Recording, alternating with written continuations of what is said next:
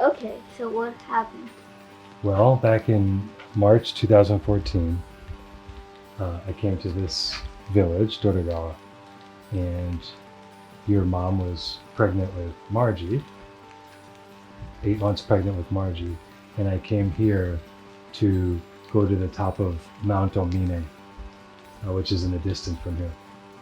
And there's a temple at the top, and I went up there to pray for her healthy birth. I did the same thing for you when you were in your mother's tummy.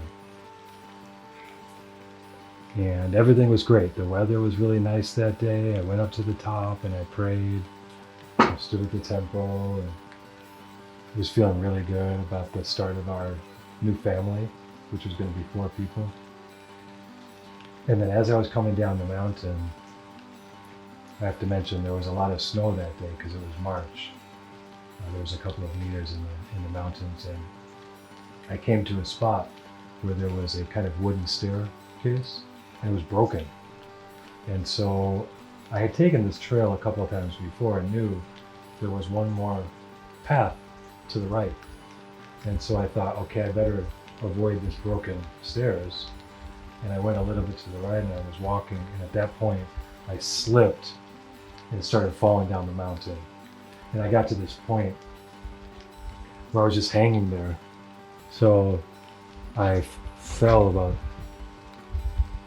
70 meters or so, and I was just hanging there and looking back up where I came from and hoping I could get back up. And at that moment, I slipped and fell again, and this time I really tumbled down the mountain. And at that moment, I thought it was all over. But luckily, I somehow came to a stop and kind of tumbled into this little mountain stream. And I looked up and I thought there's no way back up for me. So there's a stream here. If I work my way down, it's got to lead down to the village or a nearby village. So I started working my way down this frozen stream, little by little by little. And after a long time, making a lot of progress, I thought, I came to a point when there was a sudden drop off. It was this waterfall.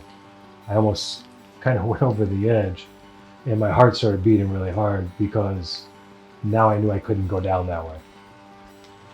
You didn't have any rope? Didn't have anything like that. I just had, my clothes that I was wearing.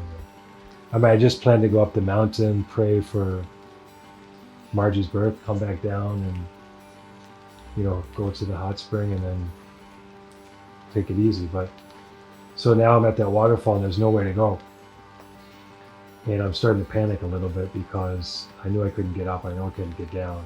I backtrack up to this little spot. It's almost like a little hill in the mountains. And I stand there and I say, just gather your thoughts. I started taking off my wet clothes and started looking around and surveying the ground and thinking, okay, I had this small Ziploc bag of almonds. I have a little bit of food. A little bit of dates were in there, and that's about it. So I thought I got some food. I better hold on to that. And I start turning in a circle, like a 360 degrees, looking and looking and looking. And Daddy, as you know, has bad eyesight, but I look down into the trees, probably, let's say 100 meters down. And I see something that resembles like a house, a cabin or something. And my heart starts beating a little faster, like, oh wait, maybe somebody's in there. And I mean, it's crazy to think because this is the middle of nowhere and deep in the mountains. And as I get a little bit closer, I realize this is some broken down shelter and there's nobody there. But I thought at least I have some place to get some shelter. So I climbed through this broken window and I sat there, and then I told myself, just get through this night. Just make it through this night. Don't fall asleep. The cold was coming, it was windy, and I said, just get through this night. I just sat there and tried to keep warm as I could and made it through the night. As you know, I ended up spending 6 nights out in the mountains. And there was a rescue squad that came. from the volunteer firefighters, the police. They even had some dogs. Daddy, stop saying They had helicopters Yeah. looking for me. So, my thought while I was out there was, well, I was expected back by mommy in a couple days. And until then, I just gotta figure my way out if I can. I couldn't. There was just no way out. And I just had to survive. And as you know, later on, mommy filed a missing persons report, and they set up this team at the police and the local fire brigade, and they all came searching around the town and in the mountains. And I even saw the helicopter. It actually flew right over my head. I stood there. I was waving like, "Help! Right Daddy, here! Gaster. Help!" And I was waving and waving, and the helicopter flew right over my head. And it didn't see me, but I had this like burst of optimism, like I know someone's searching for me. They got to come back. And Couldn't you light a fire? I didn't have any fire with me, so Well, I mean, you don't need matches to light a fire. yeah. I mean, I guess if I had that talent, I would have had a fire, but I didn't. And the helicopters flew over, but then the day started passing and they didn't come back, and it became night. And this was now day 5, and then day 6 came, and I mean, I still felt like people are searching, so I was trying to stay visible. And little by little, I started going up the mountain a little bit, trying to find an even more open spot where they might see me. And I started making some progress, actually.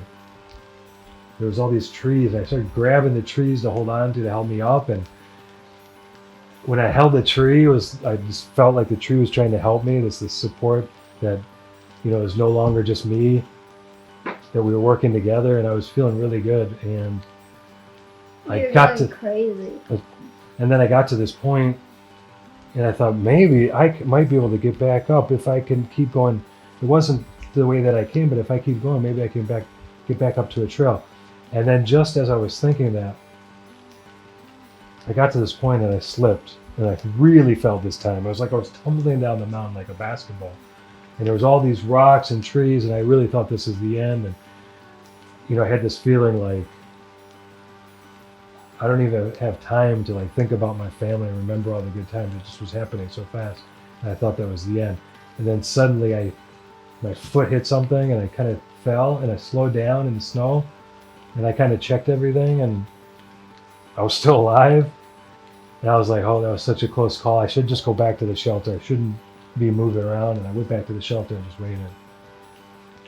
But by this point, the clouds were covering the skies, and it started to rain a little bit, and I knew they'd probably call off the rescue. It's already day 6.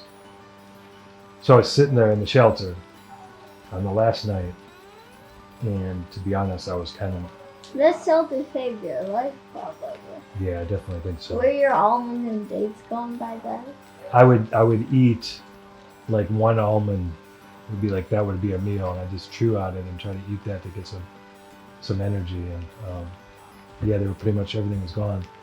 And then I was sitting there kind of feeling like, I can't believe this is it. Like, this just didn't seem right to me. This is the end of my life.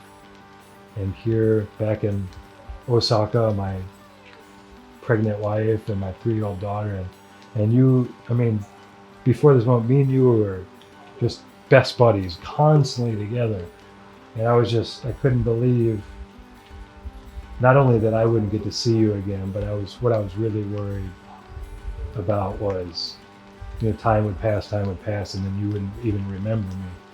And when I thought about that, I just thought, man, this is... So, what about Margie, though? And, we hadn't even met Margie yet. She was still in mommy's tummy. I wouldn't even get to meet our second child. And I was sitting there kind of feeling like giving up. I didn't know what else I could do. And at that moment, I can't explain it, but you appeared in front of me, 3-year-old you. And you said, Daddy. Was it my whole body or just my head? It was your whole body. You were just right in front of me, and you said, Daddy, don't give up. go off the mountain. And I said, I've tried, but all right, I'll do whatever I can do.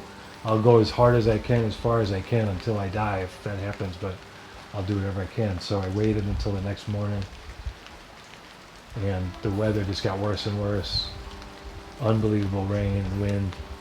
But I said, I gotta go. I can't stay here forever. And so I just, little by little, I started crawling my way up that frozen river and back up the mountain little by little. And then finally I got to this point and I saw something that looked like a viewpoint of some sort. There was like a little wooden deck. And I couldn't believe it. Like, that's gotta be something up in the mountain. And I climbed over it and I just kind of fell down and laid there. I was like, the trail has got to be close to here. Worked my way through the snow for a while, and I came to where the temple was actually. And I thought maybe I should just wait here until the next morning. Hopefully the weather will be better because it would be dangerous to keep moving. But something told me, maybe my instincts or something told me I gotta go. And finally I started working my way down the mountain, and I ended up getting to the trail, back to where those broken steps were. And I took my time, and instead of going right, I went left this time.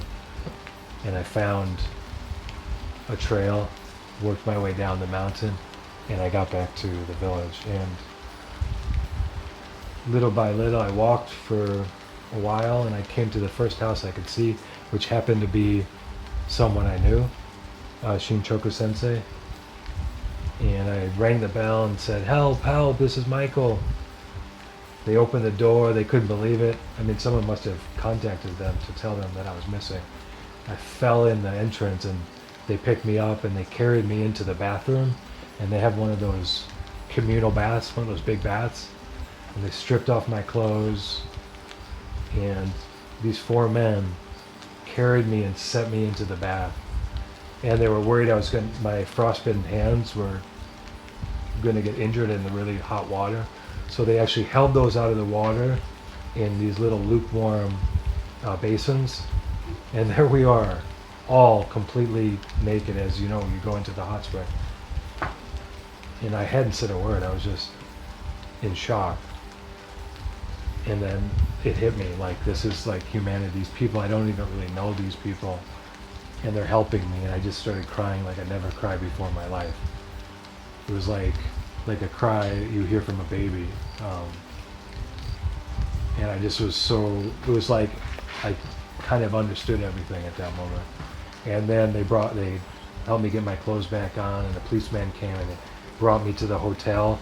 And there I was reunited with you and Mommy, and I hugged you guys. And I mean, you saw Daddy was crying. There's a picture where you're kind of patting me on the shoulder like, Daddy, it's okay. And me and Mommy are embracing and crying, and then me and Mommy stood there.